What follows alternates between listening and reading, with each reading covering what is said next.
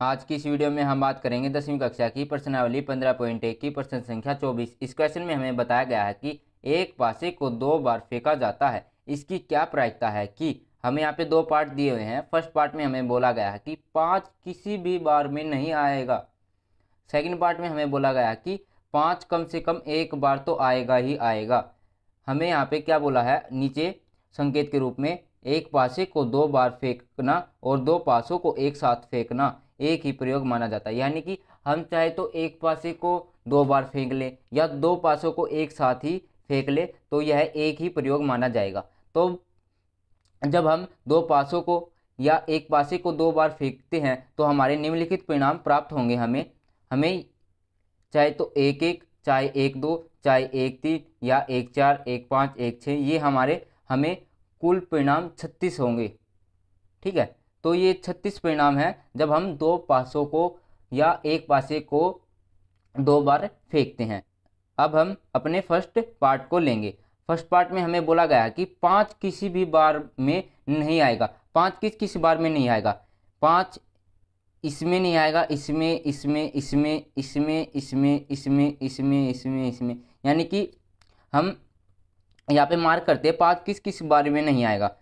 यहाँ पे मैंने मार्क कर दिया है कि 5 किस बारी में नहीं आया है। अब हम इनको गिन लेते हैं। 1 2 3 4 5 6 7 8 9 10 11 12 13 14 15 16 17 18 19 20 21 22 23 24 25, यानी कि 5 है ना, वो 25 बारी नहीं आएगा। तो अब हम यहाँ पे लिखेंगे अपने कुल परिणामों की संख्या।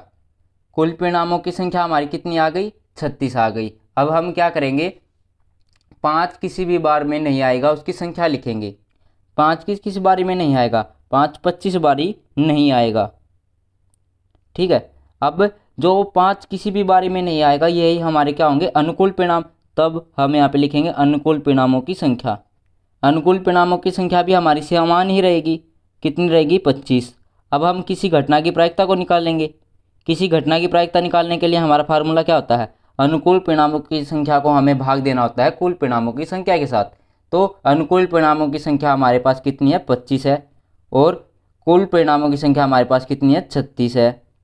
तो 25/36 हमारा फर्स्ट पार्ट का आया है आंसर। यहाँ पे हम लिख देंगे फर्स्ट पार्ट। अब हम अपने सेकंड पार्ट को देखते हैं। सेकंड पार्ट में हमें बोला गया है कि 5 कम से कम एक बार आएगा। तब हम यहाँ पे लिखेंगे 5 कम से कम एक बार आने की संख्या। 5 कम से कम एक बार आने की संख्या यानी कि 5 कम से कम एक बार तो आना ही चाहिए। तो हमारे पास कितनी है? 1 2 3 4, 4 तो ये हो गई। अब हम इसको गिनते हैं। 5 6 7 8 9 10 और एक ये रह गई 11, यानी कि हमारे पास 5 कम से कम एक बार आने की संख्या हमारे पास कितनी है? 11।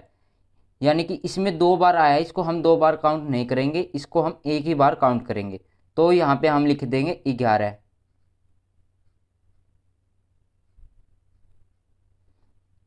ठीक है, अब हम यहाँ पे लिखेंगे अनुकूल परिणामों की संख्या।